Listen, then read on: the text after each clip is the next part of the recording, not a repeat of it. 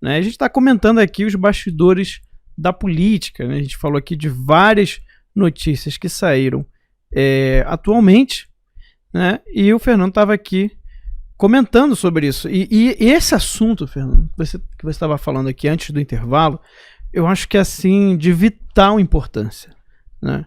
Porque é o seguinte, a gente estava conversando aqui antes, né? Quem assistia a Trout Speaks, né, nos tempos áureos, né, do Trout Speak do professor Olavo de Carvalho, né, ele sempre falou isso. Isso aí eu tô falando o quê? 2007, 2008, foi quando eu comecei a ouvir o Trout Speak, né, ou seja, mais de 10 anos atrás. E ele falava, o primeiro político que abraçar a pauta conservadora vai ser eleito presidente do Brasil. Tá?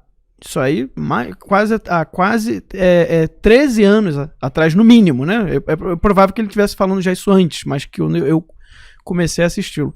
Então ele já falava isso, né? O primeiro político que foi 2007, se estou me lembrando aqui, que assumir a pauta conservadora vai ser eleito no Brasil. Vai ser eleito de uma maneira esmagadora.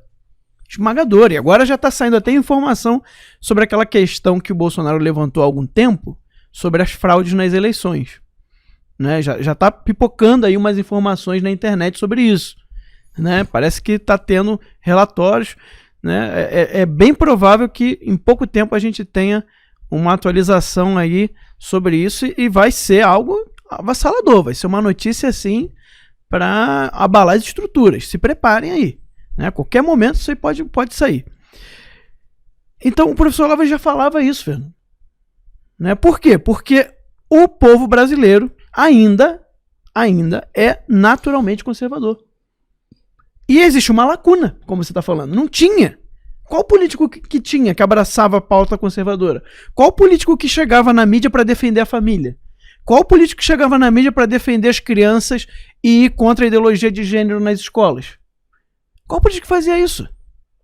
Para defender ir contra o aborto abertamente?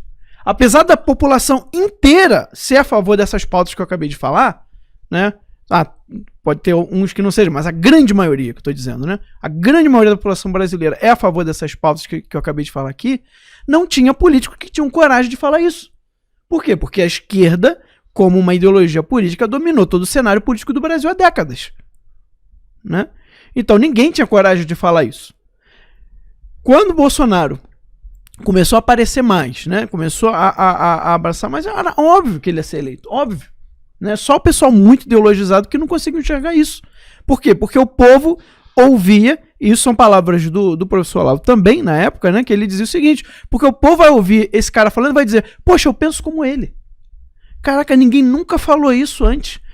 Né? Eu até achava estranho, né? Que as pessoas têm essa sensação. Né? Eu até achava estranho, que pensava que só eu pensava assim. Quando todo mundo pensa assim, na verdade, né? E aí quando você ouve o cara, esse é o cara. Ele tá falando daquilo que eu penso, daquilo que eu vivo no meu dia a dia, né? Aí, vamos continuar a linha do tempo. Então ele é eleito, né? E aí o que acontece? Você não pode agora abandonar a pauta conservadora. Tem que ser técnico? Sim. Tem que ser técnico também, tá? Mas não só, né? Você precisa resolver o problema de infraestrutura grave que a gente tem no país? Precisa, e muito. Saneamento básico, com certeza.